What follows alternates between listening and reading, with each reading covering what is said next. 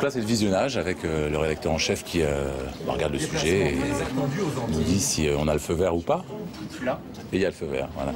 Et demain, recommencer, toujours recommencer. 40 sujets par jour, 280 par semaine. Ainsi, TF1 diffuse 15 000 sujets par an.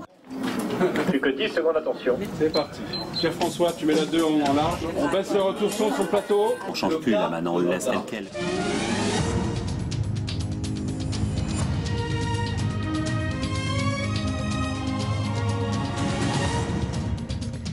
Bonsoir à tous et bienvenue dans ce journal. Dans l'actualité ce soir, la hausse inévitable des prix du gaz. La facture pourrait augmenter de 5 à 10% au mois de janvier, mais de nombreuses incertitudes demeurent. Un effort de réduction des marges sera demandé à GDF Suez. Le tarif social serait lui étendu. Opération commando pour des parents d'élèves qui ont pris une école en otage afin d'obtenir le départ d'un enseignant. Cela s'est passé à côté de Marseille et ils ont obtenu gain de cause. Est-ce que cela vous choque? C'est ce que nous verrons dans un instant. Enfin, le malaise des préadolescentes. De plus en plus de petites filles de 10 ans veulent s'habiller comme des femmes. Une dérive des Lolita qui inquiète les parents et les spécialistes de l'enfant. Ce sera l'enquête du 20h. Concernant notre vie quotidienne, je vous en parlais au début de ce journal, la hausse du prix du gaz.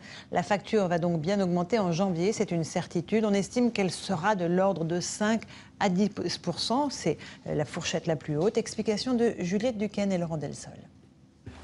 Chaque année, ce geste lui coûte un peu plus cher. On est passé d'un budget de 1 350 € à plus de 1 600 € pour l'année.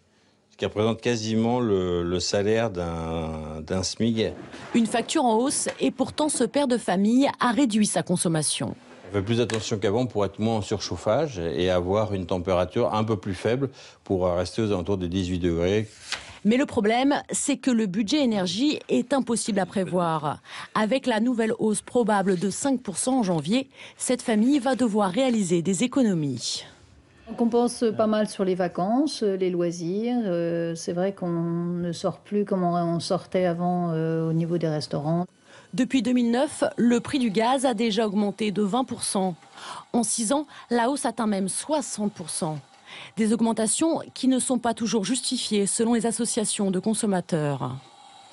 Il faut que l'évolution du prix du gaz pour les particuliers reflète la réalité des coûts d'approvisionnement des professionnels. Lorsque ces derniers bénéficient de baisses de prix, notamment sur les marchés gaziers, sur les marchés mondiaux, il faut que cette baisse profite également aux consommateurs français, ce qui n'est pas le cas aujourd'hui. Le gouvernement est justement en train de revoir la formule de calcul des tarifs du gaz. Il n'a pas pu tenir son engagement de gel des prix. Il essaie aujourd'hui de limiter une hausse qui pourrait toucher près de 10 millions de Français. La faim justifiait selon eux les moyens. Près de Marseille, des parents d'élèves ont retenu pendant près de 20 heures la directrice et une partie du personnel d'une école privée. Ils réclamaient le départ d'un jeune prof stagiaire qu'ils jugeaient incompétent. Alors certes, ils ont réussi, mais ces méthodes suscitent beaucoup de questions. Reportage d'Astrid Mesmorian et Gilles Souris. 10 heures ce matin, une dizaine de parents d'élèves gardent toujours en otage 5 personnes de cette école primaire catholique, dont sa directrice et 2 institutrices.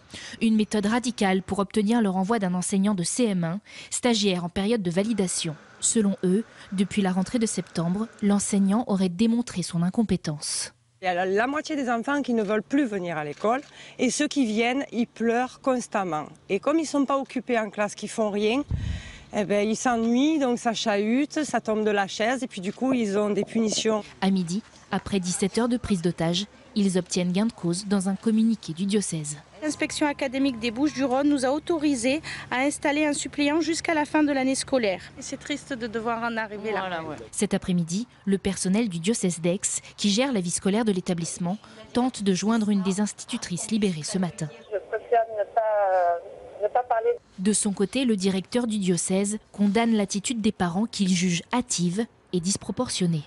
On n'est pas enseignant, il faut tout de même le temps d'acquérir un certain nombre de compétences. On peut se tromper, j'ai été jeune enseignant, j'ai fait aussi des erreurs. Heureusement qu'il y a eu des gens pour accepter de me suivre, me former, m'accompagner et ne m'ont pas bouté hors de l'institution dans les 48 heures. En fin d'après-midi, l'enseignant était entendu par les services académiques pour livrer sa propre version des faits. Mais tout de suite, notre enquête sur le phénomène des Lolitas. Elles ont à peine 10 ans et elles veulent porter des talons, des mini-jupes ou des strings, sans parler du maquillage. Un phénomène qui a tendance à s'accentuer. De plus en plus d'écoles sont obligées d'interdire aux petites filles d'arriver ainsi accoutrées. Car le danger, c'est l'hypersexualisation de nos enfants. Regardez l'enquête de ce 20h. Elle est signée Florence Lecnec et Guillaume Aguerre. Une seule peluche, aucune poupée. Quand Jade rejoint sa chambre, c'est pour se connecter. À 10 ans et demi, la petite fille ressemble déjà à une adolescente. Sur son ordinateur personnel, elle va tous les jours sur Facebook. Et pour s'inscrire, elle a bien sûr dû se vieillir. Le réseau est interdit aux moins de 13 ans. Elle y met ses photos, entretient ses amitiés. 122 copains, tous un peu plus âgés qu'elle. Je me sens petite, 10 ans et demi, ça fait petit quand même pour les autres, pour ceux qui ont 15 ans, 11 ans, 12 ans. Et t'en as marre de ça? Oui. Et toi, tu voudrais bien aller en boîte de nuit? J'y suis allée une fois. Oui. Pour voir comment c'était. Alors? Bah, c'est bien. Natacha, la maman de Jade, est un peu désorientée. Ça si, on l'avait déjà essayé. Moi, j'aurais dit que j'aurais bien voulu la jupe, là, ça... ouais, un peu courte, peut-être, non? Bah, je la mets, hein. C'est quand ça arrive tôt et qu'on s'y attend pas forcément à cette période-là, ça peut être source d'angoisse, étant donné qu'en plus elle a des fréquentations qui sont plus âgées. Bon, on sait jamais ce qui peut arriver. Des 8-12 ans avec le comportement des 15-16 ans, cela s'appelle la préadolescence, un phénomène de société avec ses propres références. Le visage vers moi et on se marre. Ce jour-là, 3 petits modèles posent pour les pages mode du magazine Julie, exclusivement réservé aux filles. Et les marques ont bien compris qu'il y avait un marché. Dans cette boutique, on propose même de la lingerie pour les 4-12 ans. Lequel? On porte plus des choses comme ça que comme ça. Les filles, dès l'âge de 8 ans, 9 ans, elles commencent à lire des magazines féminins qui sont destinés plutôt aux jeunes filles de 15-16 ans, disons. Et donc, elles sont très attirées par la mode, elles sont très attirées par le maquillage, elles sont très attirées par tout ce que sont les attributs de la féminité. Elles veulent très vite devenir des petites femmes, elles veulent très vite plaire. Et toute cette excitation, elle a des conséquences hormonales même, hein, c'est-à-dire qu'on voit de plus en plus de puberté précoce. Poussées en avant par une puberté précoce, ces préadolescentes n'en restent pas moins des petites filles. Un conflit intérieur qui met parfois plusieurs années avant d'émerger. Dans cet hôpital, on s'occupe exclusivement des adolescentes. Charlotte a aujourd'hui 14 ans. Elle se souvient parfaitement des angoisses qui la submergeaient quand elle avait 10 ans. On ne sait plus trop où on est, des changements physiques. On sort un peu du cadre familial, on essaye de tenter de nouvelles choses, de prouver qu'on est grande, voilà. Je cherchais mes marques, je pense. Depuis 20 ans, le docteur Pomereau observe cette évolution. Le plus dans notre société, c'est qu'on a droit à la parole plus tôt qu'avant, mais justement, prendre la parole très tôt, paradoxalement, c'est devenu difficile pour de nombreux ados et pré-ados qui sont obligés de le dire autrement. Et ils disent parfois leur désespérance, sans être forcément malades. Avec une consommation d'alcool, des jeux dangereux ou des provocations répétées. Petit signe du mal-être d'une génération qui rêve de sauter une étape et qui réclame, par ses gestes, qu'on la retienne et qu'on l'encadre. Et puis elle s'est fait attendre, mais elle tombe désormais en abondance. La neige est enfin au rendez-vous dans les Alpes. Le risque d'avalanche est même élevé au-dessus de 2000 mètres. Une vingtaine de stations savoyardes devraient ouvrir leurs pistes et leurs portes ce week-end. Reportage aux Deux Alpes de Jean-Marie Delot et Jean-Éric Gay. Cela s'appelle le cri du cœur. Malgré les conditions difficiles, vent, brouillard et neige, les skieurs savourent ces premières chutes importantes de la saison. Pas grand chose d'ouvert, mais on se régale quand même. Ah ouais, là ça commence à faire long, mais c'est une belle première neige. Une belle première neige, mais qui a son revers de médaille. Ce sont aussi les premiers risques d'avalanche. Le hors-piste est déconseillé. Au niveau des risques avalanche, je crois qu'il faut vraiment que tout le monde, que tous les pratiquants, notamment les randonneurs, soient attentifs, parce qu'avec les chutes de neige qu'il y a là actuellement, plus le vent, il va y avoir des formations de plaques. Vous évitez le hors-piste? Aujourd'hui, il faut. Apparemment, j'ai entendu dire que c'était avalanche niveau 3, donc on s'abstient. L'objectif de la journée, ça va être la recherche de Pas de victimes ensevelies à Aux Deux-Alpes, ces maîtres chiens connaissent le danger mieux que quiconque et préparent la saison en effectuant des exercices. Ils ne sont guère gênés par le temps capricieux. Ça va, monsieur? En règle générale, malheureusement, quand on intervient, on n'a pas toujours du beau temps, on a ce type de conditions, donc c'est excellent. En termes de formation, pour nous, c'est une bonne chose. Dans la tempête, tout le monde semble prudent, mais quand le beau temps sera revenu, il faudra aussi être vigilant, car pendant plusieurs jours, le manteau neigeux risque encore d'être instable.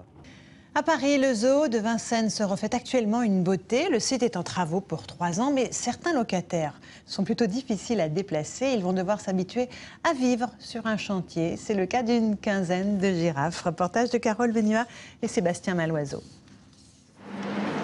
À l'abri du tumulte des travaux et des engins de chantier, la vie continue pour ces 16 girafes et leurs soigneurs. Dans un an, elles retrouveront un nouvel espace, de nouveaux bâtiments. Alors, il faut les préparer. Gatimu, patte. Gatimu, beau mâle d'environ 4 mètres de haut, est né ici il y a 1 an et demi. Django, recule. Le but, c'est de pouvoir faire des examens et un peu plus de choses sur une girafe. La girafe, c'est un animal qui est très compliqué du point de vue soin. L'anesthésie est risquée et ne serait-ce que faire une prise de sang ou faire un examen rapproché, c'est tout de suite un problème. Pour éviter les anesthésies, des couloirs de contention permettront de soigner les petits bobos sans risquer la vie des animaux et des soigneurs. Les girafes sont des animaux solidaires, curieux et qui se déconcentrent facilement. Pour obtenir ces images exceptionnelles, il a fallu les habituer pendant 1 semaine à la présence d'une fausse caméra. Et puis une fois qu'ils ont eu l'habitude de voir ces objets dans leur champ de vision, depuis quelques jours, ça va sans aucun problème. Les mammifères ongulés auront le privilège d'être les premiers animaux à rejoindre leur nouvel habitat, le Sahel-Soudan, l'une des 5 biozones du futur parc zoologique. Ils gagnent considérablement de la place parce que les surfaces des loges intérieures va être multipliée par 2. La surface du plateau extérieur sera multipliée quasiment par 3. Ce qu'elles ne connaissaient pas avant, c'est qu'on va mixer différentes espèces. Il y aura plusieurs espèces de présentées sur un même plateau. Date de la réouverture au public 2014. Seul restera l'emblématique rocher, unique témoin de 80 années d'émerveillement. C'est un défilé en forme d'hommage qu'organise chaque année la Maison Chanel. Un hommage aux métiers d'art comme les brodeurs ou les plumassiers qui œuvrent dans l'ombre des collections. Et Karl Lagerfeld a organisé et orchestré un défilé aux couleurs de l'Inde hier soir au Grand Palais. Sur place, Corinne Magne et Éric Delpech.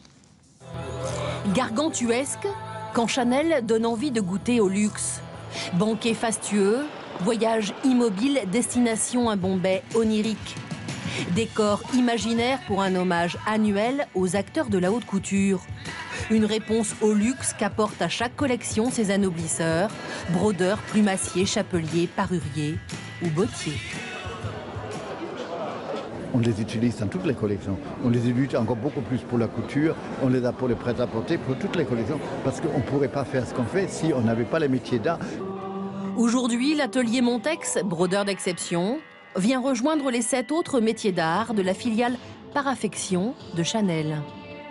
Toutes ces maisons n'avaient pas de succession vraiment. Je ne connais pas la succession de M. Lesage, mais personne n'était là qui pouvait prendre la maison comme le père le faisait. Nous, on ne fait pas que Chanel avec eux, mais on est derrière la force financière et la garantie de survie.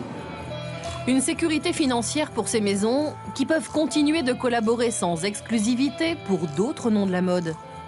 Et dans ce fantasme de l'Inde imaginé depuis Paris, les tweeds rebrodés, les saris cousus au fil d'or, les parures précieuses, sur ligne, une collection que Karl Lagerfeld a voulu anti-morosité. Voilà, c'est la fin de cette édition. Dans un instant, le bulletin météo d'Evelyne Delia. Et puis, place au football avec le match de Ligue des Champions. Lille-Trabzonspor, commenté par Christian Jean-Pierre et Bichente Lizarazu. Voilà, demain pour l'information à 13h, Jean-Pierre Pernaut. On se retrouve à 20h. Bonne soirée à tous et à demain.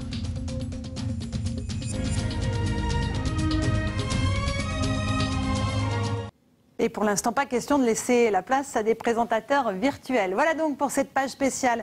Vous l'avez vu, réalisée en partie en direct par toutes les équipes qui assurent la fabrication de ce journal. Merci à tous ceux qui nous ont aidés à la préparer, notamment Claire et Jean-Pierre pour leur participation souriante. Demain pour l'information à 13h, bien sûr, Jean-Pierre Pernaut. Et j'aurai le plaisir de vous retrouver à 20h. Bonne fin de soirée sur TF1.